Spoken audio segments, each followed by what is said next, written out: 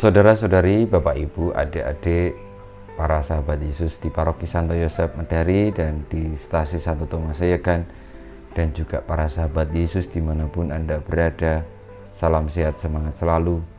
Natal kian dekat, tinggal beberapa hari lagi kita merayakan hari raya kelahiran Tuhan kita Yesus Kristus, Sang Guru Sejati.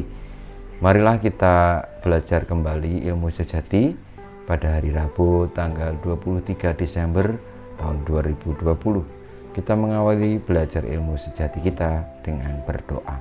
Dalam nama Bapa, Putra, dan Roh Kudus. Amin. Allah Bapa Maha Kuasa dan Kekal, hari kelahiran putramu semakin mendekat. Sabdamu berkenan menjadi manusia dalam rahim perawan Maria dan tinggal di antara kami.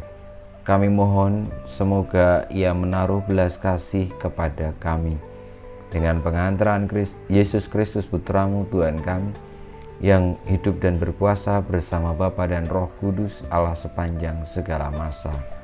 Amin. Para sahabat Yesus yang terkasih, kita akan belajar ilmu sejati dari Injil Yesus Kristus menurut Santo Lukas bab 1 ayat 57 sampai dengan 66. Genaplah bulannya bagi Elisabet untuk bersalin, dan ia melahirkan seorang anak laki-laki. Ketika para tetangga serta sanak saudaranya mendengar bahwa Tuhan telah menunjukkan rahmat-Nya yang begitu besar kepada Elisabet, bersukacitalah mereka bersama-sama dengan dia. Maka datanglah mereka pada hari yang ke-8 untuk menyunatkan anak itu, dan mereka hendak menamai dia Zakaria menurut nama bapaknya. Tetapi Elisabet ibunya berkata, "Jangan, ia harus dinamai Yohanes." Kata mereka kepadanya, "Tidak ada di antara sanak saudaramu yang bernama demikian." Lalu mereka memberi isyarat kepada bapaknya untuk bertanya nama apa yang hendak diberikannya kepada anak itu. Zakaria meminta batu tulis, lalu menuliskan kata-kata ini, "Namanya adalah Yohanes." Dan mereka pun heran semuanya. Seketika itu juga terbuka mulut Zakaria, dan terlepaslah ikatan lidahnya. Lalu ia berkata-kata dan memuji Allah. Maka ketakutanlah semua orang yang tinggal di sekitarnya, dan segala peristiwa itu menjadi buah tutur di seluruh pegunungan Yudea. Semua orang yang mendengarnya merenungkannya dan berkata, "Menjadi apakah anak ini nanti? Sebab tangan Tuhan menyertai dia." Demikianlah Injil Tuhan kita. Terpujilah Kristus. Saudara-saudariku yang terkasih, belajar ilmu sejati yang kita renungkan, kita resapkan, kita pelajari pada 2 hari menjelang Natal, tanggal 23 Desember 2020, bercerita tentang kelahiran Yohanes Pembaptis yang memang sudah dinubuatkan atau diramalkan oleh malaikat yang menemui Zakaria di bait Allah. Dan seketika Zakaria menjadi bisu sampai hari kelahirannya tiba, dan juga pada saat memberi nama anak itu. Orang-orang akan menamai Yohanes itu dengan Zakaria karena berdasarkan tradisi. Tetapi oleh karena pesan dari malaikat kepada Zakaria yang masih bisu bahwa anak itu akan dinamai Yohanes, maka akhirnya Zakaria tetap menaati dan menamai anak itu Yohanes. Lalu terjadilah suatu hal yang tidak disangka-sangka. Kebisuan Zakaria lalu lenyap, dan ia bisa berkata-kata kembali serta memuji Allah.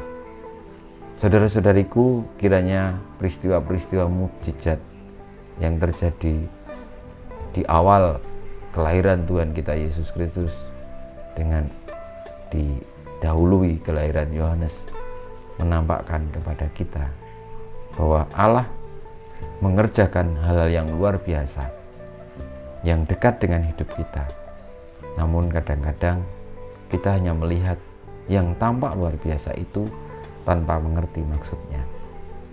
Sehingga orang-orang mulai bertanya-tanya, menjadi apakah anak ini nanti? Padahal sudah jelas, itu semua karena karya Tuhan. Dan apa yang diwartakan akhirnya oleh Yohanes dengan berseru-seru di padang gurun, itu jelas bahwa dari sejak lahirnya Yohanes diberi nama oleh Tuhan dan dituntun olehnya, dan ia menyuarakan suara Tuhan. Tetapi anehnya orang-orang tidak percaya. Bahkan Yohanes harus mati kelak dipenggal oleh Herodes. Itu menandakan bahwa sesuatu yang dari Tuhan itu seringkali tidak dipahami secara lebih dalam. Hanya dilihat luarnya saja, sesuatu yang tampak luar biasa, yang tampak mukjizat, tetapi tidak sungguh-sungguh didengarkan. Inilah yang mewarnai awal-awal kelahiran Tuhan kita Yesus Kristus. Saudara-saudariku, semoga kita tidak hanya melihat suatu hal yang luar biasa yang tampak di luar, tetapi benar-benar memahami apa maksud Tuhan dengan itu semua. Bahwa persiapan menuju kepada kehidupan seringkali membuat tidak bisa dilihat secara nalar, tetapi bukan itu pertama-tama. Namun bahwa kita perlu untuk melihat lebih jauh, lebih dalam, sebagaimana telah dilakukan oleh Zakaria dan Elisabet yang menerima dengan taat setia, maka karya Tuhan hadir di dalamnya. Kita perlu dalam situasi-situasi seperti ini untuk selalu hening dan mendengarkan suaranya. Kemuliaan kepada Bapa dan Putra dan Roh Kudus, seperti pada permulaan sekarang selalu dan sepanjang segala abad. Amin. Ya Yesus, jadikanlah hati kami seperti hati-Mu. Tuhan bersamamu dan bersama rohmu.